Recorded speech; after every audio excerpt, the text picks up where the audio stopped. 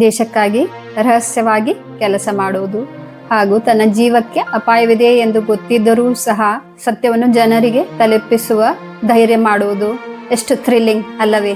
ಇದು teenage freedom fighters ಸ್ಟೋರಿಗಳಲ್ಲಿನ ಎರಡನೇ ಕಥೆ. 1942 ಕ್ವಿಟ್ ಇಂಡಿಯಾ ಮೂವ್ಮೆಂಟ್ ಜೋರಾಗಿ ನಡೆದಿತ್ತು. ಗಾಂಧೀಜಿ ಮತ್ತು ಇತರ ಪ್ರಮುಖ ನಾಯಕರನ್ನು ಬ್ರಿಟಿಷರು ಜೈಲಿನಲ್ಲಿ ಬಂಧಿಸಿದ್ದರು. ಈ ಸುದ್ದಿಯನ್ನು ದೇಶದ ಜನರಿಗೆಲ್ಲ ಮುಟ್ಟಿಸೋದು ಹೇಗೆ? ಆಗ ಮುಂದೆ ಬಂದಳು ಒಬ್ಬ ಹುಡುಗಿ. ಅವಳ ವಯಸ್ಸು ಕೇವಲ 22 ವರ್ಷ. ನೀವು ಊಹಿಸಿದ್ದು ಸರಿ. ಅವಳ ಹೆಸರು ಮತ್ಯಾರು ಅಲ್ಲ, ಉಷಾ ಮೆಹ್ತಾ ಅಂತ. ಅವರು ಗುಪ್ತವಾಗಿ ತಮ್ಮ ಸಹಚರರೊಂದಿಗೆ ಒಂದು ರೇಡಿಯೋ ಪ್ರಸಾರವನ್ನು ಆರಂಭಿಸಿದರು. ಸ್ಥಳವನ್ನು ಬದಲಾಯಿಸುತ್ತಾ ಬ್ರಿಟಿಷರ ಕಣ್ಣಿಗೆ ಮಣ್ಣೆರಚಿ ಸ್ವಾತಂತ್ರ್ಯ ಹೋರಾಟದ ಸುದ್ದಿಯನ್ನು ಜನರಿಗೆ ತಲುಪಿಸಿದರು. ಹುಡುಗಿಯರೇ, ಅದು ಕೇವಲ ರೇಡಿಯೋ ಪ್ರಸಾರವಾಗಿರಲಿಲ್ಲ, ಅದು ಸ್ವಾತಂತ್ರ್ಯದ ಧ್ವನಿಯಾಗಿತ್ತು. ಬ್ರಿಟಿಷರು ಕೊನೆಗೂ ಅವರನ್ನು ಬಂಧಿಸಿದರು, ಆದರೆ ಅವರ ಧೈರ್ಯವನ್ನು ಬಂಧಿಸಲು ಸಾಧ್ಯವಾಗಲಿಲ್ಲ. ಹುಡುಗಿಯರೇ, ನಾನು ಹೇಳೋದು ಅಷ್ಟೇ, ನೀವು ಕೂಡ ಉಷಾ ಮೆಹ್ತಾರಂತೆ ಧೈರ್ಯಶಾಲಿಗಳಾಗಬೇಕು ಮತ್ತು ಧೈರ್ಯದಿಂದ ನಿಮ್ಮ ಗುರಿಯತ್ತ ಮುನ್ನಡೆಯಬೇಕು. ನಿಮ್ಮ ಆರೋಗ್ಯದ, ನಿಮ್ಮ ಧೈರ್ಯದ,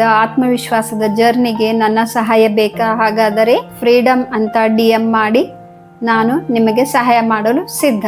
ಉಷಾ ಮೆಹ್ತಾ ಅವರಿಗೆ ಶತ ನಮನ. ಜೈ ಹಿಂದ್.